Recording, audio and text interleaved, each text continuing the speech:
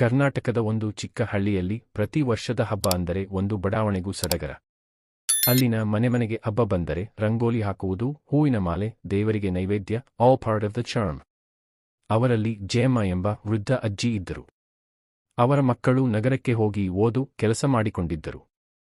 ಆದರೆ ಜಯಮ್ಮಗೆ ಹಬ್ಬ ಅಂದರೆ ಮಕ್ಕಳಿಗೆ ತಯಾರಿಸಿದ ಹೋಳಿಗೆ, ಪಾಯಸ ಮತ್ತು ಹಾಳೆಯಲ್ಲಿ ಊಟ. ದಸರಾ ಹಬ್ಬ ಬಂತು. ಅಂದಿನ ಬೆಳಗ್ಗೆ ಎಲ್ಲವೂ ಹೊಸದಾಗಿ ತೋರುತ್ತಿತ್ತು. ತಣ್ಣಗಿನ ಗಾಳಿ, ಹಕ್ಕಿಗಳ ಹಾಡು ಹಾಗೂ ದೇವಾಲಯದ ಗಂಟೆಯ ಧ್ವನಿ. ಊರಿನ ಮಕ್ಕಳು ಕುಣಿದು ಕುಪ್ಪಳಿಸುತ್ತಿದ್ದರೆ ಹಿರಿಯರು ದೇವಾಲಯಕ್ಕೆ ಹೋಗಿ ಭಕ್ತಿಯ ಶ್ರದ್ಧೆ ತೋರಿಸುತ್ತಿದ್ದರು.